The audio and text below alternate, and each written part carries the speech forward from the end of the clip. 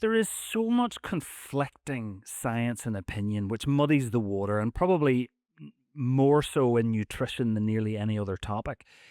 And there will likely be people who question any concerns about ultra processed foods. Why do you think this is, and what would you say to those people? I would start by saying that the best quality evidence is from studies with no conflict of interest. And what does this mean? Studies that are not funded from the food industry. Why? Because the food industry has a different objective, which is to make money. The food industry has its role, it's important, but they shouldn't be funding this sort of evidence, this sort of studies. And people who have questioned NOVA are basically most of them, let's say 95%, are come from big corporations who have a lot to lose if UPFs are regulated. They're interested in creating confusion to delay regulation.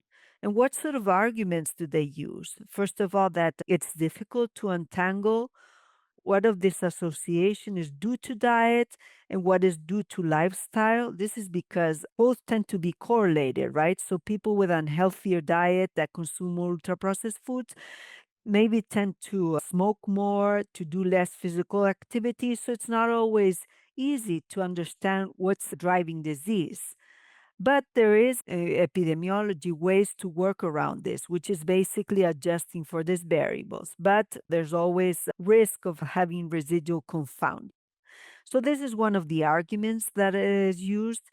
The other one is that association is not causation, even though we have a couple randomized controlled trials which give us a hint that these sort of associations, for example, with weight gain, may reflect causation. On the other hand, doing randomized controlled trials, which would be the ideal, is expensive, maybe unethical because you cannot follow up people consuming a large amount of ultra processed foods during a long period of time to see whether the risk of developing, let's say, cancer is higher than in people that consume less ultra processed foods. And I have to say that many of the arguments that they use were the same ones that were used by the industry of tobacco.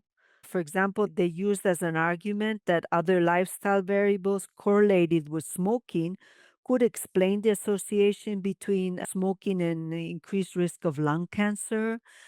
Another argument they used, the tobacco industry, was that there's no proof that cigarette causes cancer.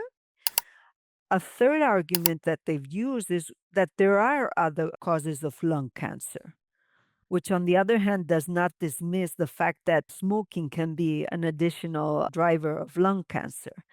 And another argument they use is that there's no agreement among authorities regarding the cause of lung cancer. And there's even researchers today that do not agree that tobacco increases the risk of lung cancer. So even though, of course, the industry of tobacco is different than the industry of food, you can see that the sort of arguments are quite equivalent.